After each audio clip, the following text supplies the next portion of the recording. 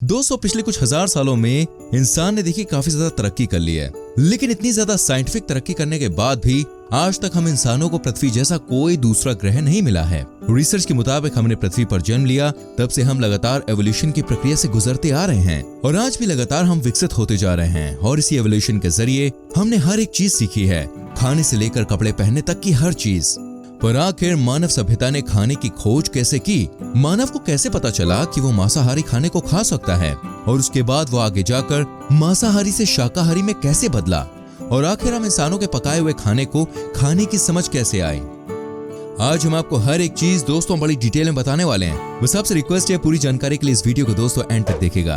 और अगर आप हमारे चैनल पर पहली बार आए हैं तो प्लीज चैनल को सब्सक्राइब करके बेल आइकन प्रेस कीजिएगा, जिससे आने वाली वीडियोस के नोटिफिकेशन सबसे बिल्कुल भी मिस ना हो। दोस्तों इंसानों के खाने का एवोल्यूशन कैसे हुआ, ये जानने के लिए पहले जानवर और इंसानों की उत्पत्ति कैसे हुई, ये सारी बातें जाननी पड़ेंगी। तो चलिए भाई शुरुआत करते हैं। सबसे पहले जब धरती का निर्माण बिग बैंग की वजह से हुआ था, तब जीव जंतु, पेड़ पौधे ये सब तो दूर की बात है, तब धरती पर पानी भी मौजूद नहीं था। जी हाँ, शुरुआत में लगभग सारे ग्रह एक बड़े से आग का गोला थे और धरती भी बिल्कुल वैसी ही एक बहुत बड़ा आग का गोला थी, बिल्कुल सूरज की तरह। उस वक्त धरती पर बस ज्वालामुखी हुआ करते थे जो लगातार फूटते रहते थे और ज्वालामुखी के लावा की वजह से धरती का ज्यादातर हिस्सा उसी से ढका हुआ रहता था। लेकिन समय के साथ धीरे धीरे ये जो लावा था ये सख्त होता गया और धरती बाहर से पहले सख्त हुई और फिर जाकर धीरे धीरे अंदर से सख्त होती गई। इसलिए माना जाता है कि आज भी धरती के अंदर बहुत ज्यादा गर्म लावा मौजूद है,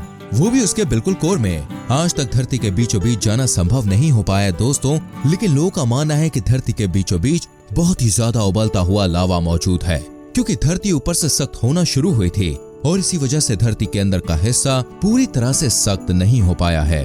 खैर, ज्वालामुखी की वजह से धरती पर बहुत ज्यादा धुआं भी होता था। धरती बिल्कुल किसी नर्क की तरह दिखती होगी, लेकिन दोस्त जो धुआं था ना, इनकी वजह से धरती पर पहली बार बादलों की उत्पत्ति हुई और बादल में मॉइस्चर होता है और यही मॉइस्चर फिर बारिश की बूंदें बनकर धरती पर गिरा। लेकिन यह बूंद बहुत ज्यादा एसिडिक थी।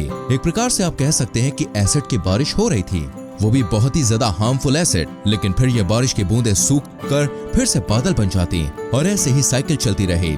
ऐसे जो पानी था वो धीरे धीरे फिल्टर होता गया और इस पानी की वजह से धरती जो थी वो और भी ज्यादा ठंडी होती गई और जब पानी जो था वो धरती के गड्ढों में जमने लगा था और धरती के सबसे पहले जलधारा का बनना शुरू हुआ था।